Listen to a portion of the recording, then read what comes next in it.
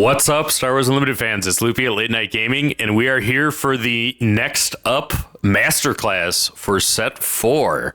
And this is the one for my boys, the deck builders. So I have two friends and compatriots. I met both of them at Gen Con. First off, let's introduce Christian. We're here for the Cad Blue Masterclass. Did you play this deck recently? Yeah, I had some luck with it recently. All right. And if you watched our coverage of the Chicago PQ, he ran old Cad Blue all the way to the final and went, and it did very well. I think eventually a Han Green from Madison, shout out to Nick, took him out. But thanks for joining us. I actually met Christian in Indiana at Gen Con. And what deck were you playing there? I was playing Bo-Katan Blue. Great deck. All right. I liked it a lot. I think I barely got you with Sabine. I'm not totally sure which day I played you or what it was, but I remember I liked your deck. And then we had a maligned, like, most innovative decks of Gen Con video that I wanted to do that I screwed up the recording bad enough, but both of you guys were in it. If it had been. It's awesome. Yeah, Hondo. And I still have a pirate, George. Hondo Blue. Yeah, that I'll use at some point. You know? I think I got my pirate hat and my Cadbane hat around here. Oh, you have a Cadbane hat too. Hey, there you go. Awesome. Yeah, the Cadbane hat. I can't fit it with my headset, but I got the hat. Yeah. Well, I'm just waiting for you to start running trench so you can wear a spider costume, because that might be the best thing possibly to do. If you've watched late night content or Star Wars, you know George the Hulk, who's been on. I think this is your third masterclass, but you've done quite a Yes, it's my third masterclass. There's a bunch of other content with you guys. You guys are awesome over here. So yep, and we feel the same way about the Bothans for sure. And George, I don't think I played against at Gen Con. We did find our way to a bar with Frank and a whole bunch of people who later became Bothans, because I don't think Bothans existed then. But I guess I was in the room where it started, which happened to be a tavern, maybe. We were like a group of friends back then. It wasn't quite. We didn't have the branding we do now. But and look how you've grown. At this point, there's 1,500 people in the Bothan Discord, and you have a competitive there's team. Many Bothans, yeah. And I'm looking forward to being teams around. So shout out, by all means, if you're not subscribed to the Bothan creators, do that and join them on the Discord. It's a great place to talk SWU, as is Late Night, and quite a few other places too. All right, so we're here about Cad Blue. So Cad is literally blue, so this makes sense. Why this deck? What drew you to it in the first place? Why don't we get that from you? Yeah, there's a lot more to it. Yeah. So any Vigilance Villainy players know, like, one of the most above rate things you could do in the color, and given that color pie, is power dark your opponent's leader or some big huge threat. Like, you just got a vanquish level of power, whatever it might be, for 3 resources. Doesn't matter how upgraded it is, how big the stats are, you just kill it. But you have to play this little mini game of your opponent can only have that one unit. If they have multiple units, they're gonna choose the weaker one. Cadbane has a similar mini game where if your opponent has multiple units, that ping is gonna go somewhere it's not as effective. But if they only have one unit, or ideally 0 units, that ping's going right where you want it to, and it's gonna hit certain breakpoints. It's gonna make it easier to remove. How about you, Christian? What drew you to the deck in the first place? Yeah, I think he hit the nail on the head there. It's just like consistently controlling the board with Cad, using your pings, utilizing your pings for various different, like, low health units that you put on low health. Also, it's just like it feels like a very underworld deck, like between the capture and the removal and the ambush and all that other stuff. It's just a very fun deck to play as well. And I forgot to ask you this, George. Did you play this deck at a big event and do relatively well? Yeah, so I played at the Bothan Invitational. We at a 6K tournament, and I got second place. Yep, and that was when Jango was not banned yet. And did you have to play that matchup at all? 6 times, and I beat all of them, and some really good players, like players on my team, players on other top teams. So people who understood that deck in and out, and we just lined them up and shot them down. Right. And there's a couple of reasons that I wanted to do this one in particular, and the aspect that we'll be talking about a little bit more is actually the deck building side and the tweaking, because I think all kinds of CCG players, I mean, they want to be the one that shows up out of the blue and get into the top cut with the deck that no one's heard of. And I don't know that a whole lot of people really know what all goes into that. So we got 2 people that accomplished it in the same deck with a slightly different meta. So I think that's interesting too, because tuning is something that needs to happen. And we're going to talk a lot about that. And actually we have some sources to cite too. Like George brought some of the material that he's read. So there'll be some footnotes for this one. So let's get to it.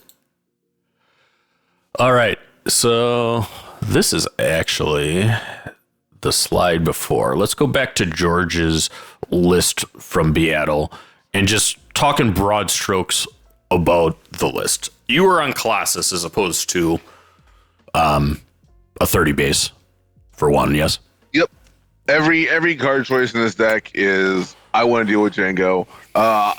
If you're hearing the whispers, like the Milan, like it was actually the same weekend as BIATL, but like that sort of outcome was exactly what competitive players were expecting. We were expecting like, top 16 with 15 Jangos or whatever. So that was the kind of guiding light of why I built this deck. And Colossus, it just means they can sneak attack Devastator. They're gonna have to sneak attack Devastator you again, or whatever. It's just that extra health, because that deck, Jango is inherently a deck that gave up board advantage with sneak attack and triple dark raid. They're not developing units; they're just trading their cards for damage on your base. Which, going back to what I was saying earlier, the Cat Blue mini game is keeping your opponent down to 1 to 0 units. Well, Jango literally helps you in that goal. They literally say, I'm going to play a unit, and that unit's going to disappear by the end of the turn. So, you'll see lots of Smuggle to help answer, like Quinlan. You'll see things like Smuggler Starfighter to help answer like TDR consistently. You'll see things like Jetpack to give shields to counter the exhaust effects. You'll see Covert Strength to keep important units alive that had like captures from the Lost Pursuit. So, yeah. That was kind of like the thesis of the deck, and it served me quite well. Yeah, no, makes sense. And most of actually the anti-Jango stuff is main deck. Yeah, the only sideboard in that matchup was switching out no good for EMP. And yeah, the other thing is there was a lot of whispers around the time of our Jango's gonna go like more 1-drop heavy, where they're doing like leaning onto like the ISBs and like the Stormtroopers and Greedos and such, or they're gonna play like more like value units like Pride and more like crafties or whatever. So CAD was really uniquely positioned to punish both of those directions, whichever one they went. If they wanted to go wide, like you can just ping and kill off any X1 unit basically for free. Or if they were going more value-oriented stuff, like crafties, you can play your own crafty, ping off their shield, and kill it, value trade it. Yeah, you go through like the early game lines. When you add in a ping from CAD, it just completely warps the math in your favor in a lot of different ways. So, and we'll talk about that in a moment. Before that, Christian, this is the Chicago list. Tell me about kind of how you attacked this into what was certainly a much more wide and unpredictable field than absolutely early set 4. So for this, I saw there was a lot of like mid-rangey decks coming forward, like Anakin, Rey, Daredevil, all that other fun stuff. Also Kira as well. I saw a lot of those decks come forward, and I feel like my Kira tech's really in the sideboard. But besides that, like all the mid-rangey decks, I feel like this kind of just eats it alive. Just all the ambush coupled with I'm not letting you like deploy your leader without at least risking it for a Power of the Dark Side, stuff like that. Yeah, I felt a very mid-rangey meta coming in, so I felt incredibly well positioned into it. Yeah, and I'm springing this on you guys, but both of you are running 2 copies of Snoke. How do you feel that card is positioned right now? I mean, it's your top end big threat in the main deck for me. It's just like, hey, I've stabilized the board. How do I keep this game from not getting back out of control? And I feel like Snoke does that perfectly. So I think the important way to think about Snoke is what are your opponent's answers to Snoke? Right. A lot of decks are leaning on unit-based removal. Unfortunately, Snoke does get kind of dunked on by Luke Skywalker, which is not great in a world full of Ray Data Vault. It's not exciting. It's also not super exciting in a world of Avengers and Devastators from Kira. So, yeah, I think... But if you get a bunch of Akbar Green, I mean, let me tell you. Gone. Never stood a chance. Yeah, shout out to DJ Claro. I mean, person of our own heart. Oh, yeah. You know, I actually ran into him in my Akbar travels, but he stuck with him through set 4 and got him to a PQ. So, you know, good on him. I was cheering you on with the trench. We were like, all right, well, how's DJ doing? All right. No, he's a good guy too. Okay, yeah, no, and it's interesting too. I think you're exactly right that, I mean, in aspects the meta is changed, but I mean, it's really interesting to me how much Snoke has dropped off. I don't think Kira runs it herself anymore, just because of, you know, the villain yellow stuff is not what it once was. They keep banning the leaders. Kaz's the last one left. All right, so let's get start at the start. I mean, you're looking to start a deck, or you have a deck idea. That's a lot of times how they come with me. But where do you start, George? And then we'll talk to Christian. But you gave me this book, which is by a Magic guy. Yeah, this is by this way. It's by Patrick Chapin. He was a Magic the Gathering pro player, and kind of want to talk about the perspectives of deck building. Is a great way to kind of concisely talk about how you're starting the deck building process. He looks at it from back to front. I'm going to go over this short version of it.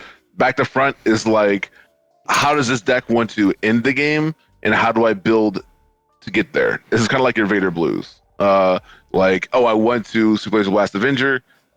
How do I synergize all of my plays and lines to lead into that? And then you have front to back, which is like, oh, well, I'm going to play Rebels, these oversatted Rebels on turn 1. What's the natural evolution of that? Oh, okay, play Rebel synergy cards, da-da-da-da. And then you have bottom up, which I would consider this Cat Blue deck like a bottom up design of like, oh, this is a very Jango heavy meta. What's missing here? How am I going to beat Jango? And then building from that. And then top down is this particular strategy I want to go for. There's a certain thing that I need to aim for. How do I build into that? And there's a lot of gems, like the perspectives of deck building and a lot of other stuff in that book. Just wanted to give it a little shout out. Yeah, no, definitely. And I know that when I played poker in those days, I mean, the theory books really helped me a lot. So I'll probably get this. I'll put this in the description too, if anybody's interested in checking it out. But this is a resource for kind of CCG deck building theory. Yeah, it's largely Magic. You'll see a lot of Magic archetypes for reference. You'll see references like mana bases and the math of that. But there's a solid third of the book that has no TCG context. That's just no specific Magic context that applies to TCGs overall. And even the stuff that is kind of Magic based, you can learn and pull lessons from it. I think one of the ones that was actually shouted out by Godamron was Baneslayers versus Moldrifters, and go watch. Was he involved in building a decent deck recently? Yeah, just a little bit. It was he rocked out with Hantu Data. Him and Crispy rocked out with Hantu Data Vault. They had a really good run at Richmond, and then Colby just took down a PQ in Orlando, and that deck spread like wildfire in the local scene. Of the top 8, 4 of the top 8 were Hantu Data Vaults. So And Hantu Green does some very unfair stuff in set 4. That's actually I was on a different build than theirs, but that's what I was on in Chicago. Just didn't have the right matchups. Didn't see a Sabine or a Quinlan, sadly. But let's get back to the deck building. So you kind of talked about the resource level, but what are kind of the first steps as you have an idea? Can you take me through that process that you've done? So this game is unlimited. You have 100+ different base leader combinations, synergies, resource curves.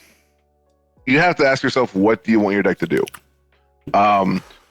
What do you want your turn 1 to look like? Are you trying to build like a synergy based plan where you set up one turn, then get a payoff the next turn?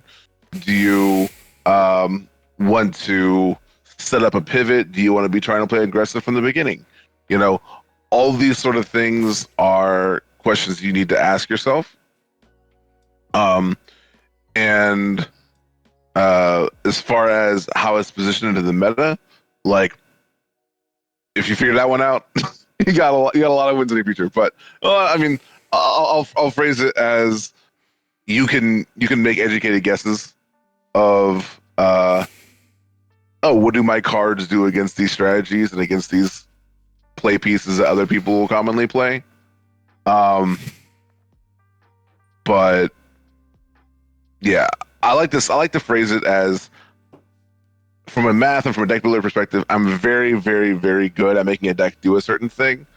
Whether that thing wins the game is an infinitely more difficult question. And by the way, have you ever made a deck that didn't work very well? I've had decks that do really cool things that don't win. Yeah, I'll do that. Death Star plans. Let's go. Yeah, no, my SwooDB account is full of great ideas that just didn't have a lot of promise. All right, what about you, Kristen? Why don't we talk about this? Before we move on, what are the early stages? From the idea as you get towards it. 100%. I'm kind of boring. I like Star Wars. I like Star Wars characters. So kind of my beginning is, how well do I like the Star Wars character? And if I'm just like, all right, if I associate like Bo-Katan, probably my favorite leader still, love her as a Star Wars character. Cadbane, great Star Wars character. I want to try to make him work. And so I start there. And then from there I go, okay, what's popular right now? What's everybody playing? And seeing from there if I could make a list to kind of combat that to the best of my abilities, because nothing's going to be perfect into everything. But from there, that's where I kind of start tweaking stuff. And I actually saw George's list after the BIATL event, and I saw Dryden, which I had been on Cad Blue, but I did not play Dryden at all. So I took inspiration from his list, started testing, and just Dryden does some incredible things. Yeah, and I'm a big Dryden. We'll talk about Dryden a little later, but that's a card that's close to my heart. All right, so kind of from those initial stages here, I'm just showing a Jango list because this is what you knew you were going to be playing a lot of as you got to BIATL, and that's the reaction everybody had. But, tell me about, kind of once you get these you kind of have to have a core of a deck that just works by itself. This is what the deck will do. It's a control deck. It's got mid-range components, it's got about a unit. So you got all that. But how do you then, look at attacking and targeting a particular deck or meta? Because I think that's definitely the case that you had, George. Yeah, so as far as like what is Jango's macro strategy, right? They are playing TDRs or playing sneak attack, get these huge bursts of damage to get over the finish line. They are playing some relatively sticky units in the early game and getting some damage in there, but they're largely robbing you of your damage. They're exhausting your stuff so that they win every race and then have this huge burst over the finish line at the end of the game. So looking at that, I was like, okay, I wanted a deck that didn't care about early damage. Like, I'm not going to be spending my resources trying to race you because I'll always lose that race. This is why Sabine just fell apart. Right. And then, so I want I want to also punish you for taking these like, sneak attack and TDR plays by like losing board development by making the game go longer. Because like if you take this initial burst of damage and I make the game go longer, that burst didn't matter as much. And then I want to have a pivot that like I can execute on it in one action. So there's a play pattern with Jango where they have damage, but because you're threatening so much damage, they have to claim to exhaust you. Right. And that's the situation I wanted to set up as consistently as possible. And Cadbane being one of the 7 costs with 7 attack, is a 7/7 stat line is unique amongst the 7 cost cards, and that you can survive against your random. It's so helpful to survive against a lot, and then also with the Hotshot Blaster, boom, you've dealt 9 damage. Throw in a CAD leader attack in there, and they're basically claiming for the rest of the game. So all these things combined. With Cadbane's insane early game control, being able to stop any sort of poke damage from that, made it so that way we had a lot of flexibility in dealing with Jango's threats. And then Colossus, the extra health is kind of universally good, but it also lets you body something if you can't stop. Yeah. Because a Jango eventually might get a Devastator or a War Jug through. Mm-hmm. For sure. Yep. If they sneak attack Devastator, and they deal 13 damage, you're like, cool, do that 2 more times. And then you got me. It's not like, oh, I have a 25 health base and now I've taken some damage because I have a weaker leader in the early game. No, you have an insane early game leader. And then even if they pull off that combo, you're still fine. All right. And how many times did you try that matchup before BIATL where you're testing into Jango? What? Okay, and tell me about testing. I mean, what are the different kinds of ways that you can test against decks without mentioning precise digital platforms? Yeah, of course. So different ways to test. You can, obviously, you can play against friends. You can play against teammates. You can play against. One of my personal favorites is actually I will play both sides of a matchup. So I'll play 2-handed. So that way I can see, why would my opponent do this? And I can see, because I'm the person, making that decision. I can see why they would make a certain play a certain way. Why would they attack first instead of playing a unit, or why would they do vice versa? I think it's a really useful tool, especially as a control player. I think one of the strongest assets you can have as a control player is knowing what your opponent's going to do before they do it. And seeing how these things line up over turns, because you're playing both sides of the game, is super useful. Yep. No, and it's sometimes called gold fishing. It's something that I do towards the later. Usually as the deck is I think is good. Then I'll try to run it into myself. And it's also, control's one. Something like a Quinlan too, where it's all about knowing their hand and what they could draw and, what's coming and what their plays are. I think it's another one where really playing as the other deck can help a lot. I think another perfect example of that would be the impact of discard, right? Right. Because people say discard effects or draw effects. I'm thinking stuff like Waylay and Force Choke. There's basically no downside to Force Choke or Waylay. And then you play both sides of the game, and you see all of the snowball effects of cards like Waylay and Force Choke, and you're like, oh, yeah, there's a real cost there. Yep.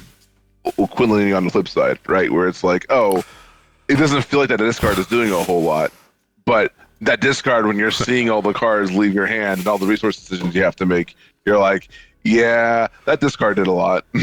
Right. Nope. That's a great point. And I do actually see you testing. I can tell you're gold fishing too. But all right. Let's go to Christian. So you had kind of the opposite thing, because I think that BIATL, I could have told you that the most represented deck would be Jango by a lot, because people have been testing that for a while. And this is actually the chart of the Richmond sector that was right before you, which, I mean, the people at FFG must have loved this because this is an extremely diverse field for a CCG. But this is more kind of what you would have known you were going into, is a lot of different decks, you know, some very good, and you could be anything. So why don't you tell me about kind of the post, I've been playing Cad Blue for a while, I think it's good, to, you know, how am I going to attack, you know, this planetary at Chicago? Absolutely. I saw a lot of just like mid-rangey type decks coming forward. Lots of data vaults, onto data vault, Kira data vault, a whole lot of just like mid-rangey stuff, and Kira with the control. So I saw that coming in, and I was like, okay, cool. If I get nothing but blue hero the entire day, I will be fine. I didn't see it at all throughout the day, but it's just, I feel like Cad Blue's kind of a mid-range killer. It's more of a control-y type of mid-range. So I saw the shift into mid-range, and I was like, okay, I think Cad Blue's very positioned here. It has some game into Sabine. It can struggle and dirtle against like super harder control decks, but we're not really seeing that come to light here. So just the mid-range made me feel comfortable in my deck decision. Okay. And let's go back to your list. I mean, as you're testing, because you thought that you're doing a lot of mid-range, are there any card choices that you made here? Just before we... 100%. Stuff like Lom Pike, all the ambush, 4-Lom Zuckuss. I've seen a lot of lists leave out Zuckuss and keep 4-Lom because 4-Lom's solid, but Zuckuss can sometimes feel just like not great. With mid-range decks, Quinlan, like if you see a 4-Lom, more than likely they're going to Tarkin Town it if it's open. Zuckuss being a 6/6 just challenges a lot of things with Saboteur as well. Mm-hmm. And I saw all the mid-range and not so much control, so I kind of laid back and put all my control hate in the sideboard. Yep. And we see that, and we'll talk about that in the matchups because that comes in certain ways. All right, so let's talk about the cards. I mean, I think that was a very good discussion of kind of tweaking and deck building. But this is Cadbane leader, and I mean, they're banning yellow leaders like, you know, every set. So, I mean, I don't know if Cad is the last one standing or not. But, I mean, I think he's got a good ability on both sides, no? For sure. Yeah, the one ping changes, especially for 0 action cost. Right. And as a triggered ability. So he's one of the few control decks where you can regularly kill 2 units with 1 action. Right. You know, there's lots of aggressive ways to action cheat. CAD is the control side of that same coin. I did also want to shout out like the chart you had earlier. That was a PQ. That wasn't a sector qualifier with a bunch of people showcase hunting, some crazy people trying to go for showcases, you know. This is a PQ, people having fun and playing leaders and decks they enjoy. I just wanted to shout that out because that's awesome. Anyway, and then of course the Cadbane flip turn is an extremely fun puzzle and basically every single board state, because if you can get maximum value from the 1 ping on the leader side, then 2 ping on the unit side, you are setting up your Cadbane unit to do some really crazy stuff. Yeah. And I can tell you that, you know, Cadbane was a leader. I'm a big Cadbane fan, like on the character-wise, which I think about too. I mean, I like to play leaders I like, but I was less enthused about him on reveal and more enthused after playing a little bit, because the ping is a lot, you know, in the right kind of deck, if you're controlling it, is very, very strong. And it's not totally obvious that it is because they get to pick where it goes, right? So if they get wide on you, eventually it loses a lot of value. But I mean, I think there's tools to stop that. Our entire deck. Right. That's true. That is the thesis of the entire deck, yes. That's why Mlunky is insane. That's why all the ambushers are in there. Yep. And it's a pretty significantly different deck than Cad Tarkentown, which is another good deck. Yeah. Right, but you know, you lose the powerful base, which has obvious synergy with the ping, but I mean, you gain a lot of health and a lot of tools for control in blue. Yep, Cad Tarkentown has that super consistent early game. They have even more permission to like not have initiative, right? Because they can always ping plus Tarkentown if their opponent plays a unit first. But to me, like the end game of Cad Blue, the ability to run Snoke, the ability to run Avenger, if the meta calls for it, Vigilance's healing, like the toolbox for Blue is so massive. Like I think there's a very real argument, and one of my teammates is on Cad Lake Country. Like, yeah, I think the red side. I think I played him yesterday. Like, so yeah. He made shout out to Yoda Killer, the founder of the CAD Council. Yeah, he made a video about CAD Lake Country, and I think it's really good arguments in there. And I just think it shows how little red actually gives to that archetype, and how much Tarkentown, the base, is doing the heavy lifting. Where I think this deck utilizes not only Cadbane, not only blue, but like what those colors want to do. Anyway. That's a great way to explain it. All right, turning over to you, Christian. I mean, we talked a little bit about the CAD leader ability. How often are you passing on turn one? Most matchups, it's always going to be a pass. Like into Sabine, Quinlan, any like mid-rangey type of deck, you're gonna want to just keep passing. And if they choose to claim the initiative, you feel so ahead. Yep. And if you win the initiative roll, do you take initiative? No, not typically. Okay. Especially into Kira, you really want Kira to start with Pershing, because then if you Cloud Rider, deal 4 damage to Pershing on turn 1, that's a really big feels bad, because now you have a 3/1 as well. Right. Makes sense. All right. Before we move on from CAD, let's talk about ordering of the abilities. I mean, are you adjusting the order of when played with CAD depending on the circumstances, and if so, why? Say there's an ambusher and CAD. Absolutely. Right. Most times you're going to ambush first. 9 times out of 10 is ambush first and then CAD ping, because typically you want to kill something with ambush and then kill another thing with the CAD ping. And that typically lines up with the leader just consistently pinging throughout the game. Does it happen that it's actually correct to do it the other direction?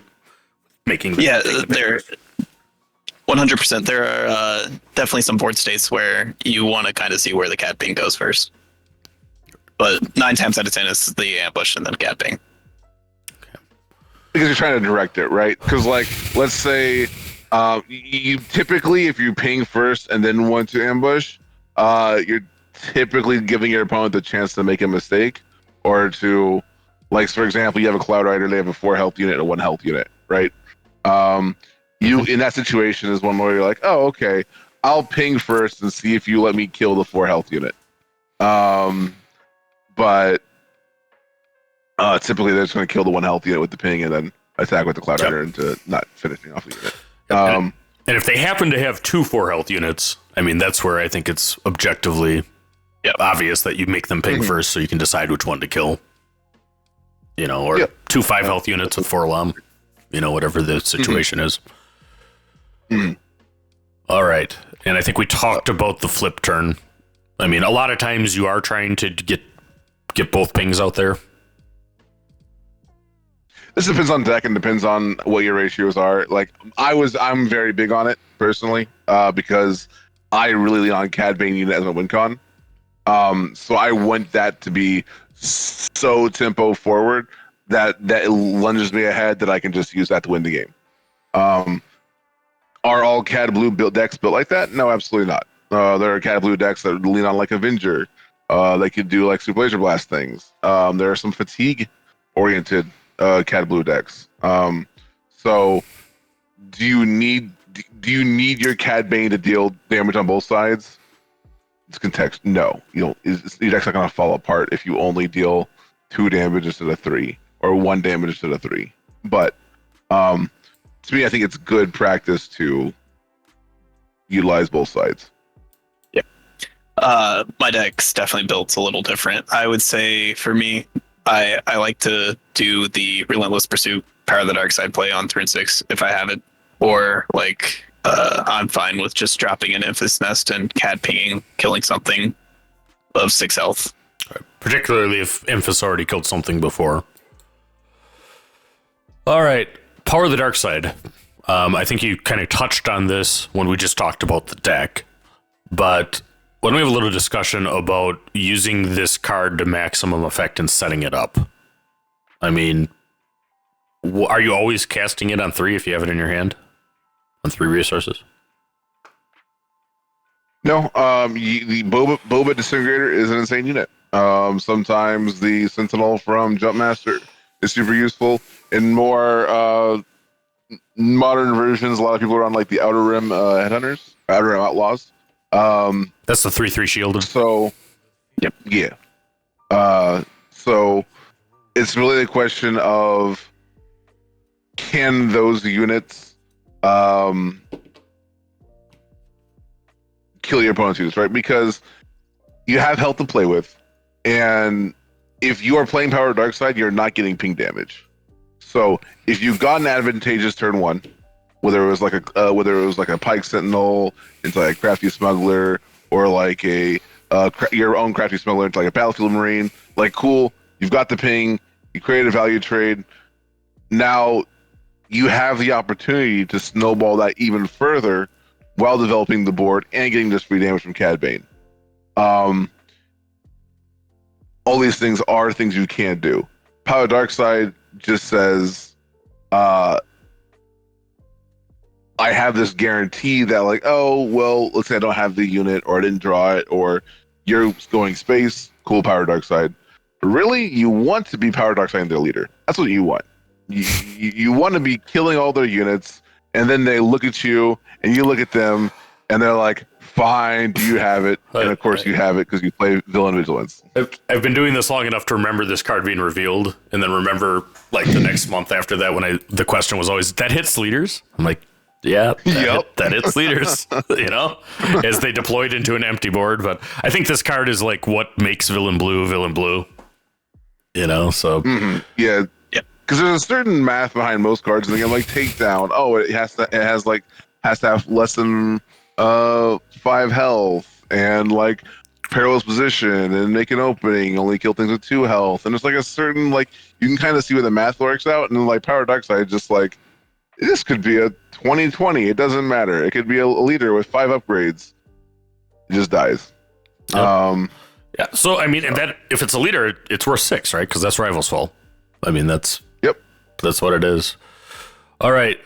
Further advanced Power of the Dark Side thoughts, Christian. Let me ask you this: you ever get it with Bounty Hunter Crew? Yes. Actually, playing into like any sort of red deck, if they have an empty board, it's always smart to grab this back because Crate Dragon hurts. But yeah, along with the powerful 3 drops, you also have the chance to make a value trade and then Mlunky right after and reset your unit. So many times you're not going to be playing this on the 3 resource turn. Right. And it is kind of nice playing the deck to have one in your hand. Right. 100%. You know, just in case. Mm-hmm.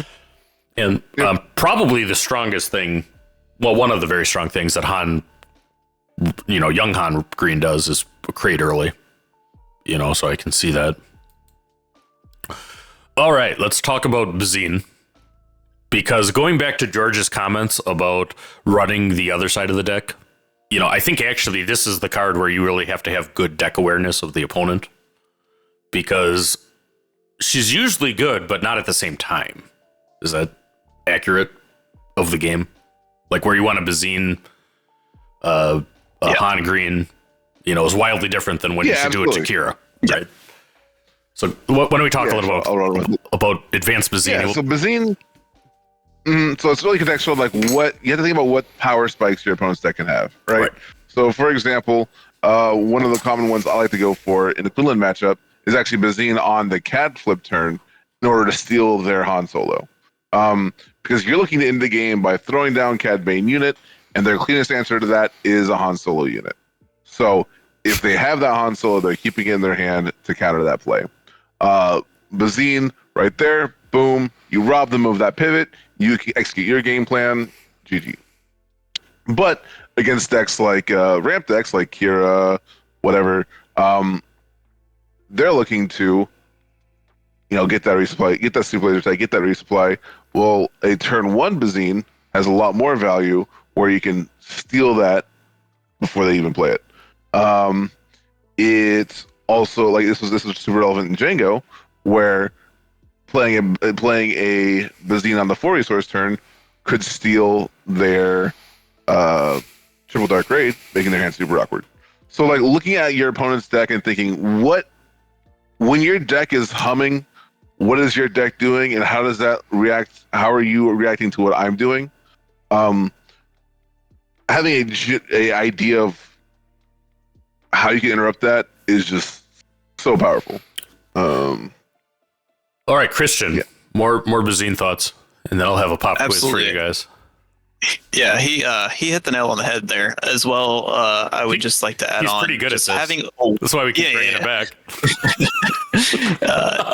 Being aware of where you are in the game and what you can potentially lose to.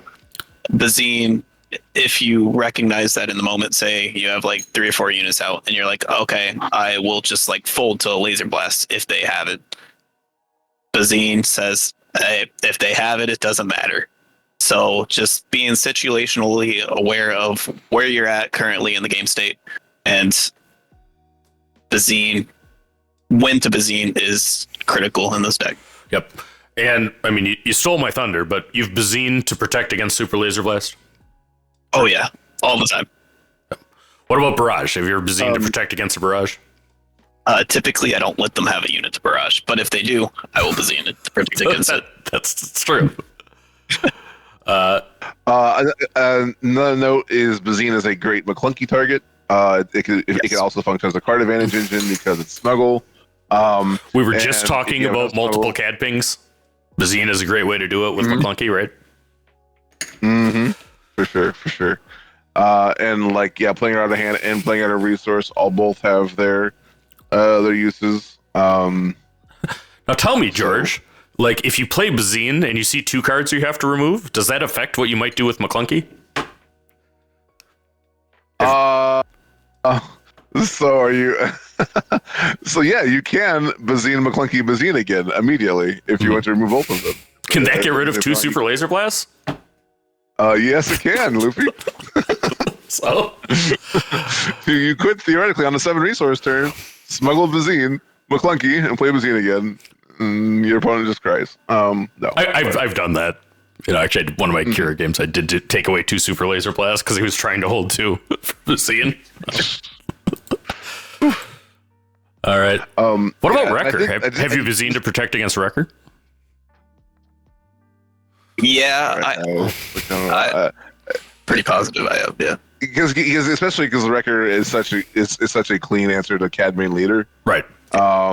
Like because he just runs over him and doesn't even like really put a dent back onto him because of how raid works. So I think the last big note on Bazine is looking at your opponent's hand is seriously underestimated in this game, especially at a high level.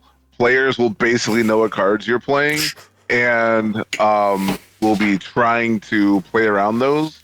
But when you know 100%, not, these are the cards that are probably in their hand, but you know the exact cards that are in their hand and all the weaknesses and all the pressure points that you can put on them, your lines become way more powerful. It's like we're in the Quinlan Masterclass right now. And don't talk too much or people will start actually realizing jam communications and what it can do. But I'll leave that for now. All right. Mlunky, this is actually my favorite set 2 card for a bunch of reasons, art included. But first off, it's an underworld event. So it triggers CAD.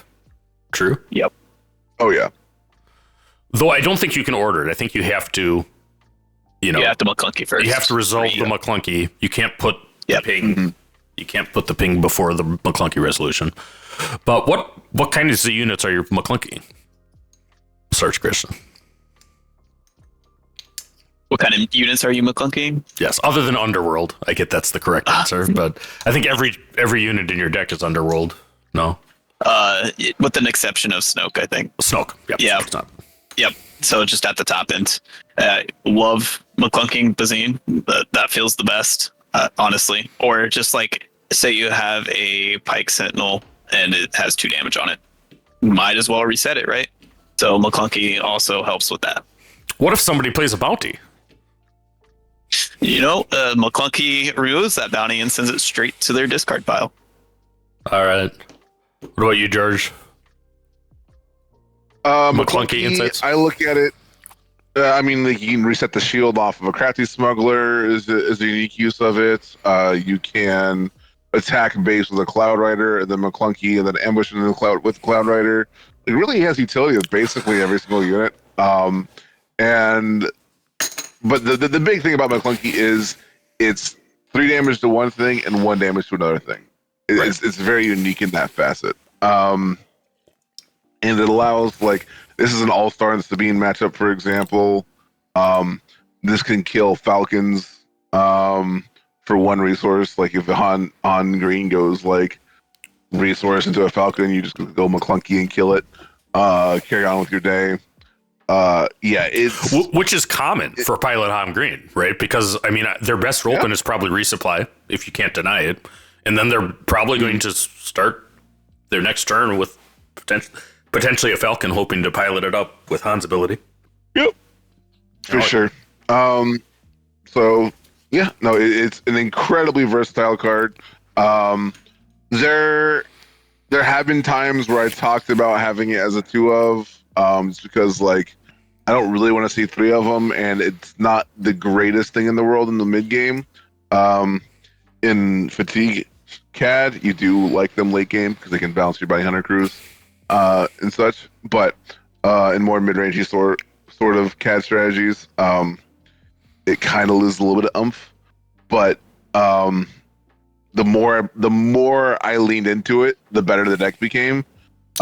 This led to logic like I go over this in the Wyatt Cat Blue, but if you Mlunky plus 2 drop Underworld card on the flip turn, you have 3 resources to use some sort of removal, whether it's Relentless Pursuit, whether it's Power or Dark Side. But that combo of Mlunky plus 2 drop gets you all the ping damage you might want, while impacting the board, developing and removing stuff all at the same time.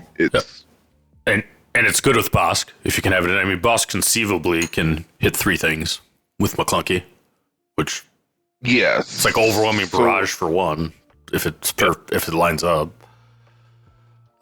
So post BIATL, I actually switched from I added 4 into a more balanced meta game, and then I went with 1 Zuckuss in case I was playing a top cut and someone saw my deck list. I wanted them to respect Zuckuss, but I actually had the rest over as Bosk. Because the way I see it is the 4 Zuckuss, having that line up is a little bit of a high roll, but like the Bosk and the Mlunky is like a similar level of high roll.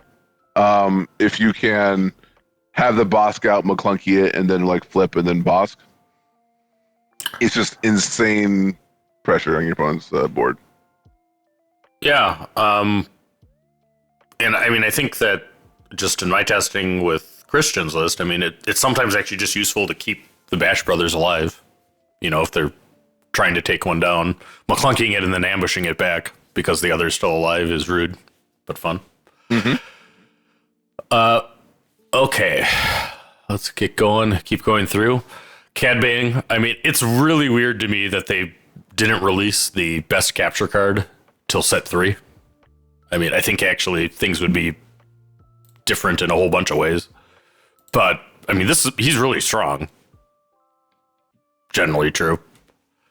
Yes. I mean, as one of the people that helps with the Quinlan deck and putting that together, I don't think that the Han units would be in there but for Cadbane and Luke.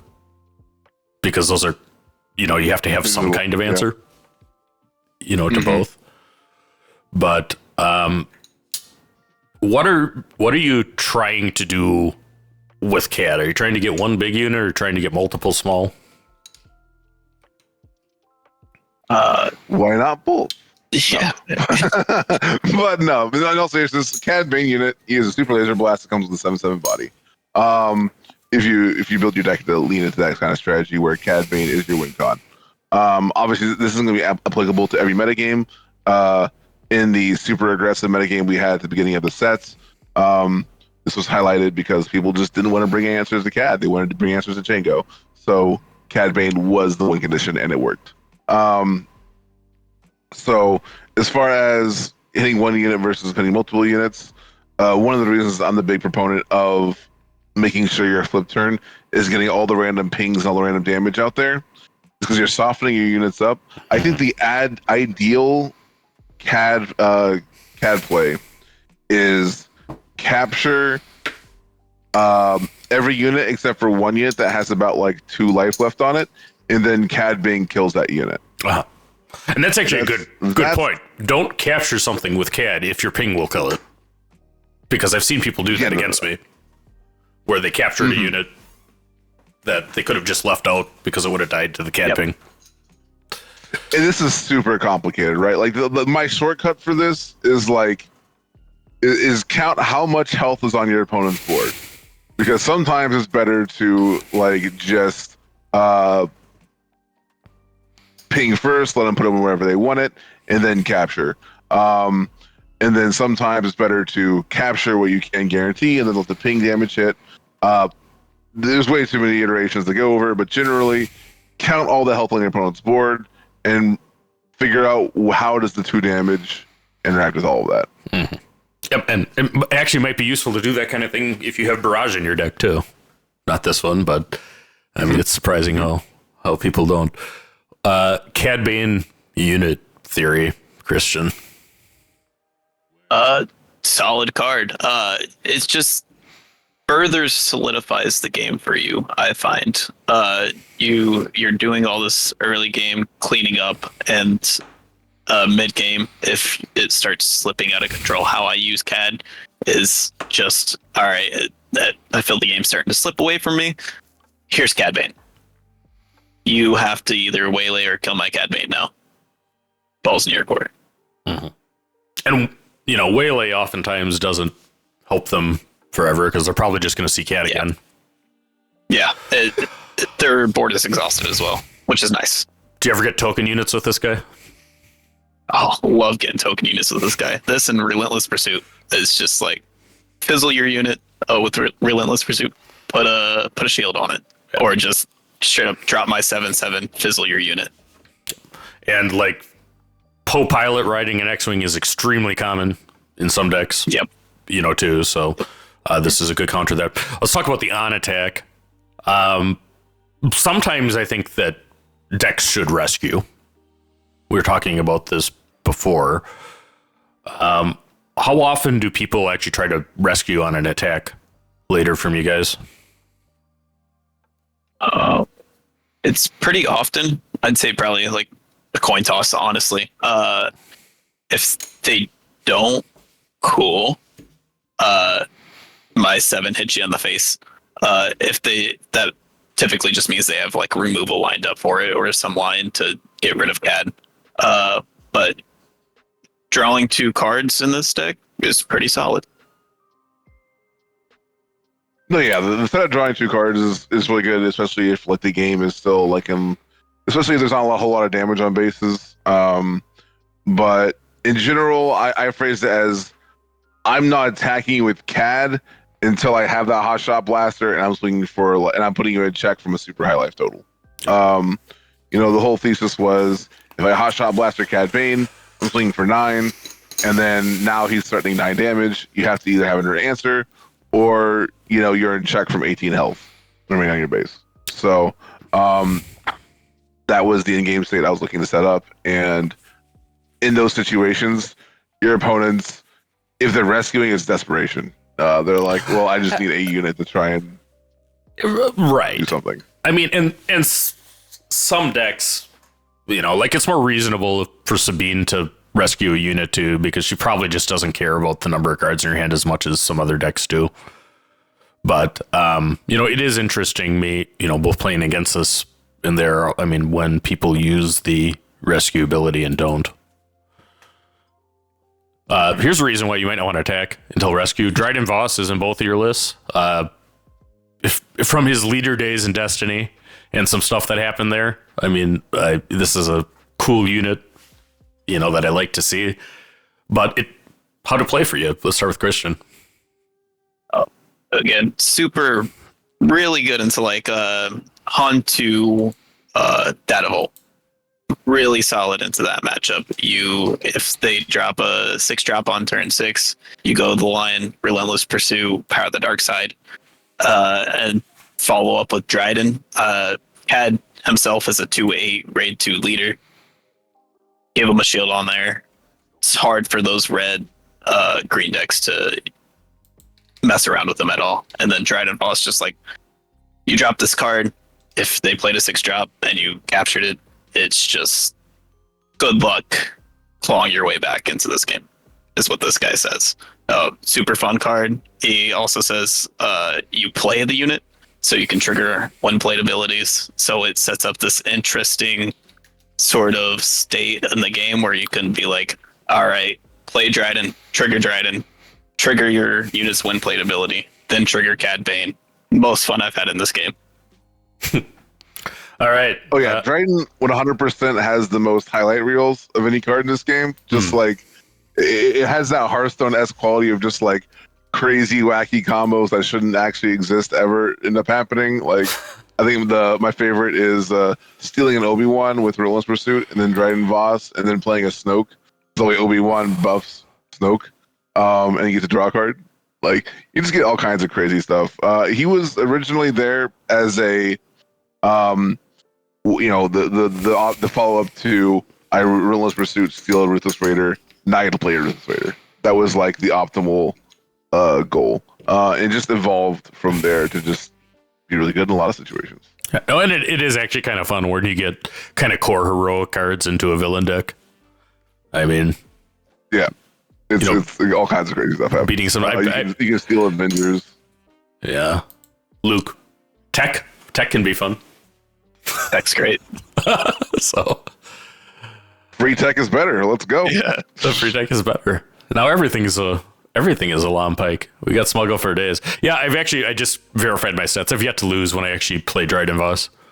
I mean, it's usually because you're getting obscene value if it actually lines up, but they got to worry about it, right? And CAD leader is a good place to Relentless Pursuit quite a bit. I mean, you can get a nice stash of units there, at times. All right, last card we'll talk about. This is something that's featured in Christian's deck, and hasn't got a lot of play. But how did Fist play for you? What's the reasons here? Absolutely, it just further solidifies that like mid-rangey type matchup. If they flip, say, a Ray into an empty board, I can develop an Infest Nest, which is a 5/4, and also kill their leader with the Cadbane Infest Nest play. It's just, I feel in my list, Cad is a and then deck for me. So I want to play a unit and then have some sort of effect happening. As an Infest Nest just does that perfectly. You get a static ability, a 5/4, and then you Cadbane. All right. Yeah, no, and it's actually, I think, a deceptively strong card if you're the opponent. I mean, leaving an Infest Nest on the board is dangerous. 100%. It only has 4 health, so your deck should be able to figure something out. All right, let's talk about matchups. We're going to do this with slides up here, but it's the same thing as we've done before. What's the game plan into Sabine ECL? That's certainly a deck you need to be prepared for. You beat a pretty good Sabine in top 4. Christian, I think that was on stream, so that... Yes, yeah. He stomped me game 1, but it's just... You really just want to just keep trade off. If you're sitting on a 5 resource turn and you have lower than 10 health on your base, you're sitting pretty. Your top end's a whole lot better, and you have hopefully enough removal to just sustain the game completely. All right. So are you preventing Darksaber just by making sure you can kill the unit Dark Saber would go on. Yes, I think I did this in the top 4 as well. There's if you have power and they only have one unit on board, it solves itself, right? But sometimes you don't have power. And so just like making sure the unit's weak enough, or Sabine leaders weak enough to where if they do Darksaber, go ahead and kill it with like an ambush target. Like say you have a Pike Sentinel out, attack the Pike Sentinel into the Sabine leader whenever it flips, just to make sure that that extra 3 health doesn't prevent you from doing much. Right. Sabine? I think this is a perfect demonstration of, you know, the mini game of keeping them on one unit, right? Because if you're able to answer turn 1 with a Cloud Rider, answer turn 2 with Power of Dark Side, now they're flipping and they're like, well, if I just flip Sabine, it just dies to 4-Lom, and I've dealt literally 0 damage to their base. You know, so they can't just flip. So now they're like, oh, let me play multiple small units, and then you're like, cool, 4-Lom anyway. You know, it's just like it ends up in like this. You know, obviously that's like, you know, a perfect draw, but like there's so many sequences that are like, if it's not Cloud Rider, it's Sidon. If it's not Sidon, it's Mlunky. Mlunky's huge in this matchup. It does a lot of crazy stuff.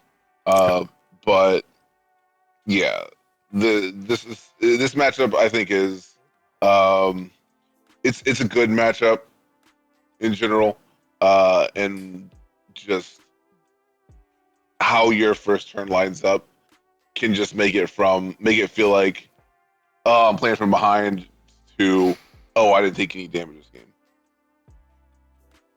Anyway. Yep. And I imagine it is probably, I mean, the games you lose against Sabine probably feel awful, because I imagine that means that Sabine successfully snowballed probably in space, and then you're just going to get trashed. Right? Because there won't be stabilizing once you're a certain fire point behind. They play space unit, and you're like, Cloud Rider. Yay. Right. And then as a wing leader, like, oh. And then that entire mini game we were talking about goes out the window. Right. Sabine's Masterpiece is probably a good card into you, too. I mean, if you can get that running with the experience every turn. Because, you know, Cad cares about how much total health you have. It does die to a Mlunky, so. All right. It does. Quinlan. Why don't we start with George this time? You know, game plan into a Quinlan deck.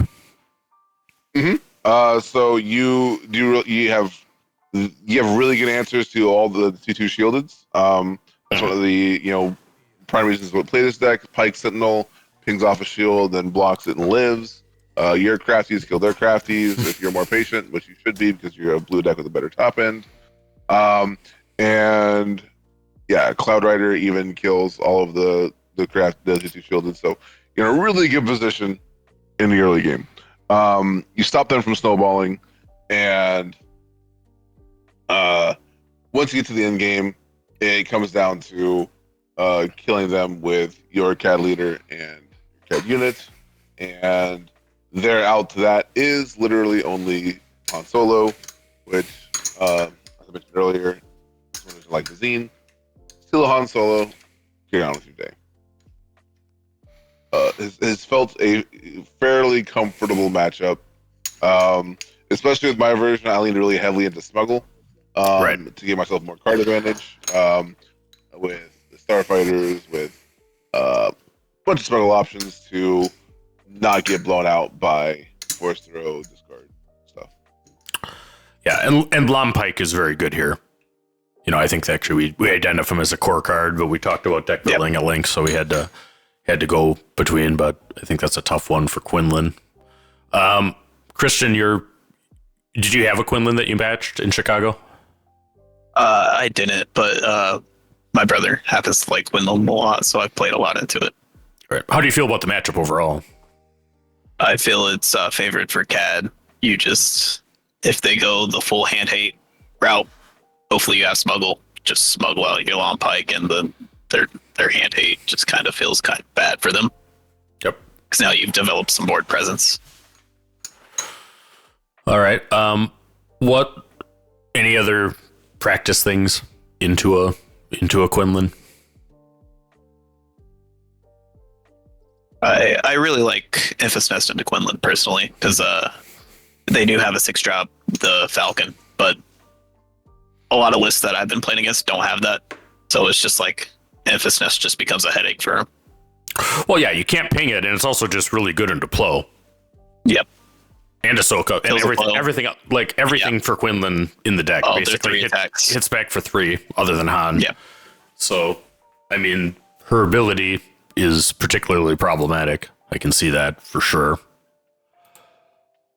All right, Han Green. This is Alex's list. So this is 1 card off of what Nick played in the Chicago final. I know that because Nick had me think Alex. But what's your game plan? Start with you, Christian. Did you have another Han Green, or was it just the final? I had another one. Just a lot of passing from my end. Say they pseudo ramp on ability ramp turn 1. Might want to just go ahead and drop that Bazine, take out their resupply. That usually, like, if they do that and you Bazine, take out the resupply, it could just snowball the game completely. You just blink and turn 1. Love Bazine in this matchup. Yeah, just hold on. Top end's a lot better. You drop a Snoke, you feel fine. Any good answers to a piloted Mega Falcon that you're both running? In the sideboard, yes, I have no glory. Oh, Relentless Pursuit first. Relentless Pursuit is great as well. Yeah. Yeah, Just- I don't care about Chewbacca. Chewbacca can be captured. Put him in the brig. Let's go. Yeah. Yeah, you got that, and you got no glory if you're on that. A lot of capture. Stuff. But like, really, you don't even let them get that far most of the time, right? You have Mlunky that when you combine it with Cadbane kills any of the Falcons. You have Power Dark Side to kill a Falcon before they pilot it. So usually you're not gonna let them get to that point, and that's also assuming if they went for the 3 resources on turn 1, that if you Bazine them, that didn't hit. So like, there's about a dozen landmines that the Han has to avoid, even then, yeah, they still have to deal with all the ambushers and everything that you're doing proactively. So, yeah, I think I faced 2 Han Greens at BIATL, and one of them was Sunny D in the top 8 or top 16. So, yeah, no, I think this is where you'll start seeing. From this point onward, I'll be talking about. Well, it really depends on how you build your CAD deck. Because my general take on CAD Blue is I think the early game is like pretty much rock solid into what the game can throw at you and what other decks and other strategies can throw at you. But like how you actually win the game varies in so many different ways. Like whether it's fatigue, whether it's like bigger units, whether it's you'll see that more and more as we go throughout these slides. All right, so Ray Dead Vault. That's actually a good example. This is kind of a newcomer. Did you have to play this, Christian? I was hoping to play it, but I did not. And why is CAD strong into it? Just the constant threats of if you deploy your leader, there's a couple of ways that I can go out just killing it. You play like some unit and then you soup it up with Ray's ability. I can just Relentless Pursuit. Just a whole lot of lines. The tech isn't a problem for me. Infus Nest clears it. Orlom Cadbane clears it. A lot of just ways to clear their lower powered stuff before they soup it up. Yeah, and you're actually just talking about this as to CAD. I mean, Ray has a pretty narrow win condition, right? Because the good units in the deck are Home 1 and Luke. I mean, those can finish a game, but she's got 6, and you got Bazine and Mlunky. Yep. So. Yep. And I think like the big thing here is like you have so many ambushers, right? Where it's like they're kind of this whole Ray deck's value proposition is they're gonna draw so many cards. They're gonna like you're just gonna swarm you and like heal and like answer stuff and like stop you from dealing damage to their base. But when all of your units are I come into play, immediately kill your dude, and then kill the next dude you play. Like, they can't play that game for very long. Yeah, and it's mostly a ground deck where Cad Blue is strong. You know, this isn't something that can really overwhelm you in space. So this felt strong when I did it too. Okay, Han Green. This is the Colby Crispy list. Shout out to those guys.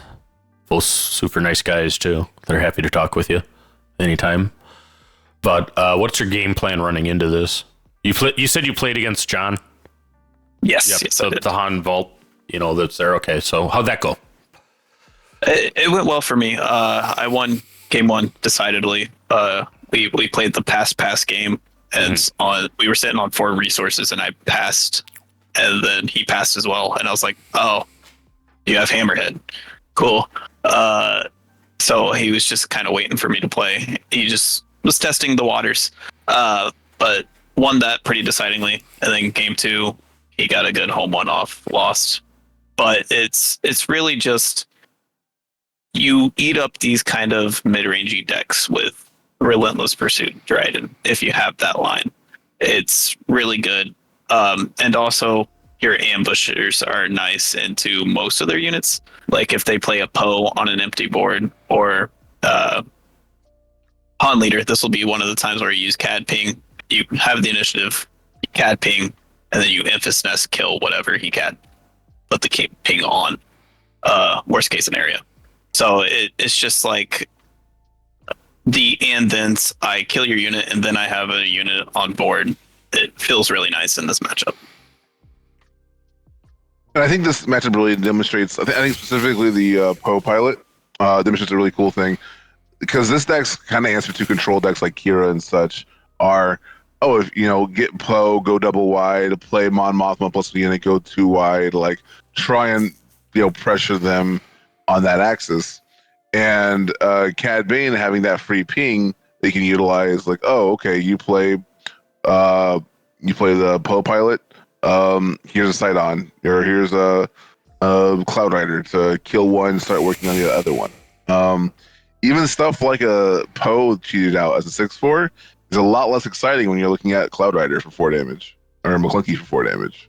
So like a lot of decks can't punish this deck by putting because when they put 2 damage on their own units, but Cadbane absolutely can. Right. So yeah. No, yeah, the Tarkin Town version. The Tarkin Town version is also a problem, particularly if they bring Relentless Pursuit along too. All right, Kira. Certainly a deck you'll see. I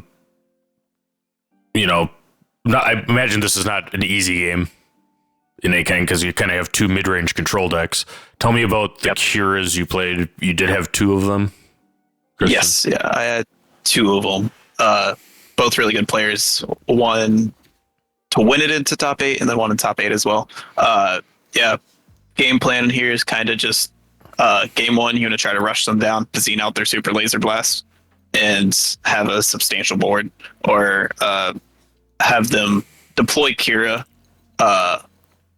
into just death, because you do not want them to just clear your board. So if they're ramping and you're just dropping units, it feels good turn 1 just to rush them down. Game 2, throw the whole sideboard in. You're on the mill plan, baby. You do it a lot better. You have a bounty hunter cruise to get your vigilances back, but you also have Bazine to get out the restocks.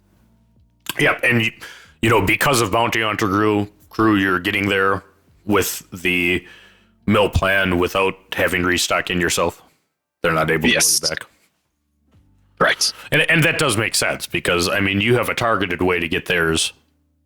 It's there, and I've run Azkira into not like kind of the mid range yellow blue, but I've had dedicated mill decks. It is not a fun matchup for probably anybody. George, Kira matchup? Nothing too exciting. Usually, you're just hoping to go Boba Fett into Long Pike and rush. Hopefully they ramp into nothing. It's not really like your Cadbane unit's not going to do much here. It's going to die. It's going to be a 7 cost, exhaust some of your opponent's units and heal them to full. Is how Cadbane unit works in this matchup. And Cadbane leader, and maybe you can protect him, maybe it's not. It's really hard with Vaders and Mauls. So you, with the typical late game kind of shutdown, you're going to have to lean on the early game. So. Right. And then, potentially, are you looking to? I suppose you didn't have Vigilance in your list, but no, I was not on Vigilance for BIATL. I think there's a really strong argument to go Fatigue Cadbane right now, for a lot of different reasons, but that's a different deck. So, all right, Bosk. I have this in there. Just kind of talk about game plan into hard control. I mean, what are you looking to do? This kind of matchup is one that you thrive in, George, with red blue. Yeah, no, I'm very comfortable with both sides of this coin. Obviously, if you're on Cadbane, you want to be on Fatigue for this matchup because then it becomes basically free because they don't have enough threats to get past even just a small amount of removal. I think you see this is Duncan's list from Richmond, who's a good team secret player. I think he was the highest ranked boss at the sector, but I mean, he's playing your cards just because he needs to. I mean, he has Bounty Hunter crew both in the sideboard and there in yellow, and he has three Bazines in the sideboard. Yeah, he's paying 8 resources for that vigilance. Yeah, he's paying a lot. For that Bounty Hunter crew. So sometimes you just really need an event, Yep. And it's there, but I think it's a sign of respect. Any thoughts on boss type matchups? I mean, my list specifically kind of struggles into it until you sideboard. It's played out, try to develop some sort of board, hopefully rush them down with the Bazine play. But and I think most times you're conceding game one. Yeah, and I think we went into this some depth with Kira Masterclass, but I do think that in a tournament setting, it's pretty important not to spend too much time losing game one if it's not going your way. Because, I mean, you should significantly improve if you're using your exact list sideboarded, which is common into boss decks, right? There's, like, my Vader list dumps the entire sideboard plays for Bosk. It's all helpful, better than what it is, but, I do think that it should be a favorable matchup post-boarded.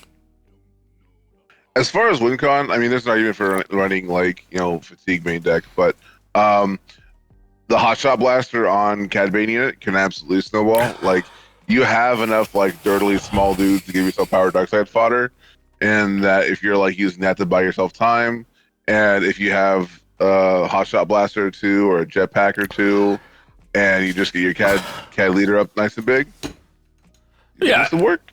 And I think probably less boss, but Kira, I mean, you can win by them focusing too much on mill and not taking care of all your units. I mean, that's something there. It's just because it's boarded. I mean, if you're getting units, by all means attack with them.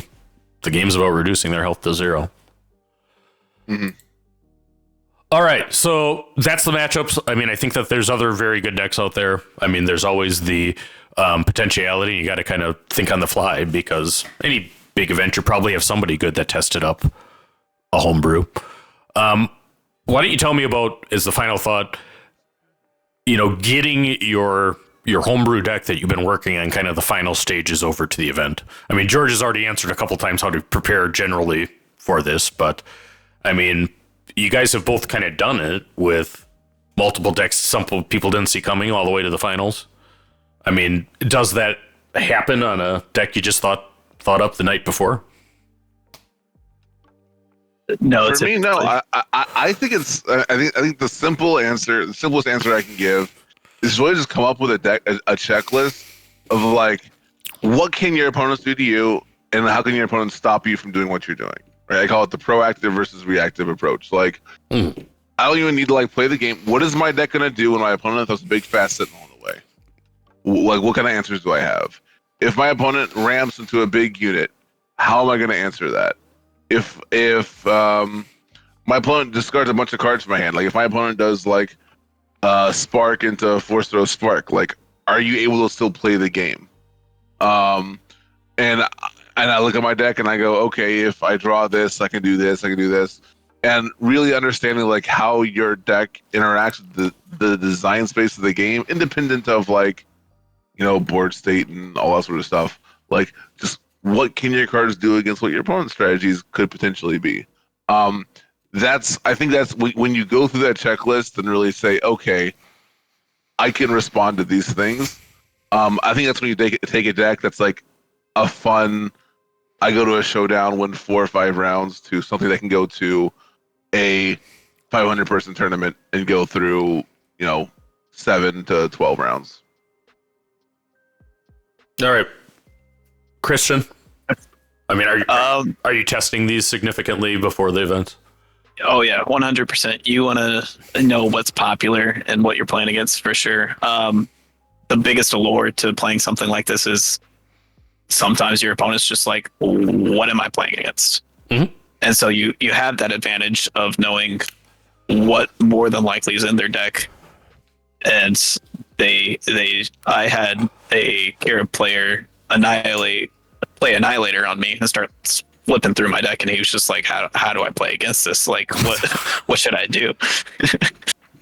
You have that benefit for playing something that's a little off meta. You played against a lot of other people's decks. You've tested it out. And particularly if your deck can resemble other things, because I mean, if you could sit across from a Cat Blue and reasonably think this is a mill deck. Yeah, I 100%. I absolutely could. And then, I mean, you're going to find out relatively soon, but I mean, at least in the beginning of game 1, I mean, you have some advantages that way. Yeah. Do you test into certain matchups? I mean, do you test into the meta matchups before events? Oh yeah. You want to test into those pretty well. You want to know what your lines are. Right. All right. And any advice on somebody struggling with the decision to bring my homebrew or go with an established list? I mean, how do you make that decision point? It is kind of scary when you're bringing something that nobody else, has, right? You never know until you bring it. That's all right. I mean, you just have to know the bets you're making, right? Like, I call a tournament is just a series of making good bets, right? And like people looked at my Cadbane list and were like, this is dumb. This deck only beats Jango and it doesn't even do that all the time. And I'm like, because I know what I'm doing with the deck, I know what the Jangos are doing, and I think this is gonna be such a Jango dominated meta. It was the correct call and got me all the way to second place. Right. As was Avenger Vader for that day with, the Sea of all the Bodas. Every deck can be got. And so know the game theory, know the bets you're making, have a plan, have a strategy, and execute on it. Like Hondo, that was a deck where I played Hondo into a super open meta because green, black, blue villain does a lot of good stuff, and I think the card advantage was worth it. And you had a lot of scam potential stuff like covert strength and even just the random XP. So like that was a deck that was like not made to prey on something. That was just like, oh, this is a good generalist deck. So yeah. Well, I'm still hoping for a Hondo Masterclass. It might end up being Packer Hondo, because I know you're playing green yellow Hondo. Yeah, Hot Shot Blaster giving +1 health and +3 attack is real scary. Real good. Anyway. You're not telling me that deck can outrace Sabine at times, are you? What? Smuggler coming in for 5. Woo. All right. Anyway. All right, very good. All right, any final thoughts for anybody that watched this far? We have regional coming up. I'm going to see you in Minnesota, right, Christian? Yeah, I'll be there. All right, what are your final words for your cat enthusiasts that went an hour 24 minutes with us? Great deck. Play it. Yeah, this deck, abuse that early game and really go from there. Figure out how you want to, what matchups you want to target, how you want to play your end game, how you want to win the game. Like, there's a lot of flexibility there. Whether it's doing stuff with like Vigilance, Bounty Hunter crew, whether it's Avenger, whether it's just getting a head on tempo with like Cadbane and Zuckuss. There's a lot of really fun way to experiment and tinker and make the deck your own while having strong fundamentals in the early game. And it has, if you like control, it has the best turn ones of any control deck by a lot. So and it's criminally underplayed. I mean, one of my biggest shocks for Denver was there wasn't more Cad Blue around, and I'm still surprised by that. There because, I mean, you showed them the way. I think 2 weeks before, and it just, I don't think it was that represented. Just was what it was. All right. Well, very good. Well, thank you guys. As always, it's a pleasure. Hope to have you back, Christian and George. It's always there. For everybody watching, good luck with our bad blue brother. And if you watch this far, you're my hero. Later. Close with the hat. That's the right way to do it. All right. Love that. Love it. I had to pull it out.